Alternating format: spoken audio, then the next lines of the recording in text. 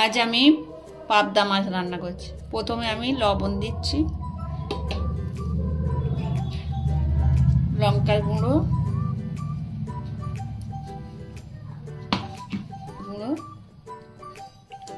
সর্ষের তেল, তো ভালোভাবে মাখিয়ে নেব।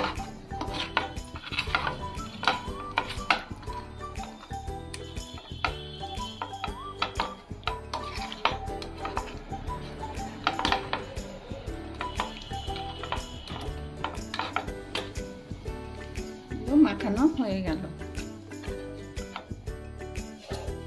হয়ে গেছে, মাছ ভাজার জন্য তেল দিচ্ছি, সর্ষের তেল। তেল গরম হয়ে গেছে, এবার মাছগুলো আমি ভাজার জন্য দিচ্ছি।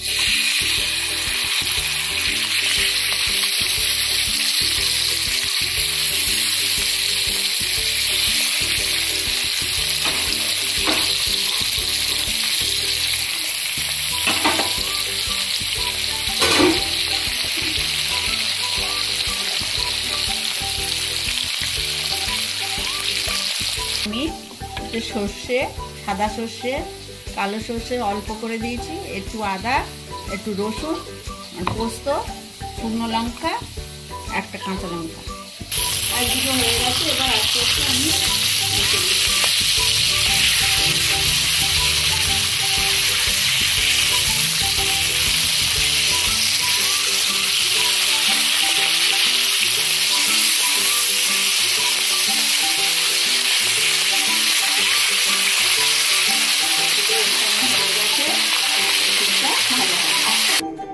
পাবদা মাছ ভাজা হয়ে গেছে, কড়া গরম হয়ে গেছে। এবারে আমি সর্ষের তেল দিই,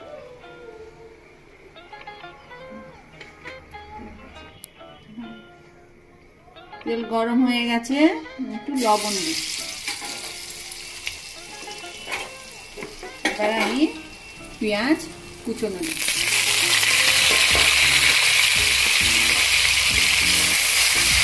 পেঁয়াজটা আমি লাল করে হয়ে গেছে।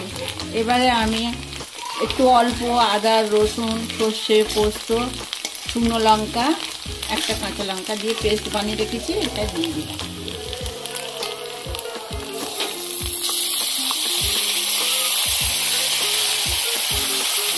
দেখুন মশলাটা ভাজা ভাজা হয়ে এসছে।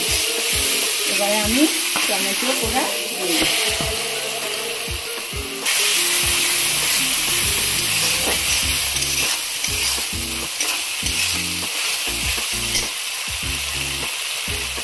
আমি হলুদ গুঁড়ো দিচ্ছি, এর জন্য কাঠি নেব।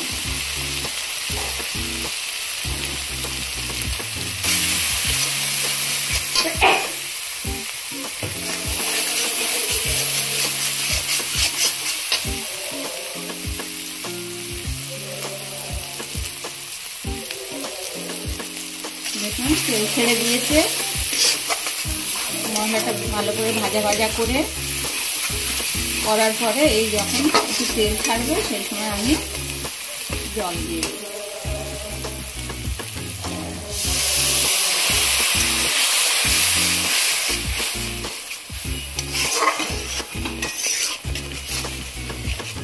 আর একটু জল দেব। ফুটে গেলে তারপর আমি মাছ দিই, চেরা লঙ্কা কাঁচা, মশলা সমেত জলটা পুরো ফুটে গেছে। এবার আমি মাছগুলো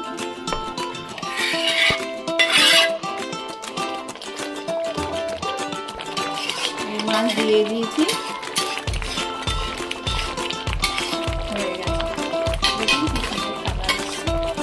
পাবদা মাছের তরকারি হয়ে গেছে। সামান্য একটু ধনে পাতা, তো নাও দিলে ধনে পাতা যারা ভালোবাসে না। দেখুন পাবদা মাছ আমার রান্না হয়ে গেছে। আপনারা এইভাবে করবেন, আশা করি ভালো লাগবে সবাই। আপনারা আমাকে লাইক করবেন।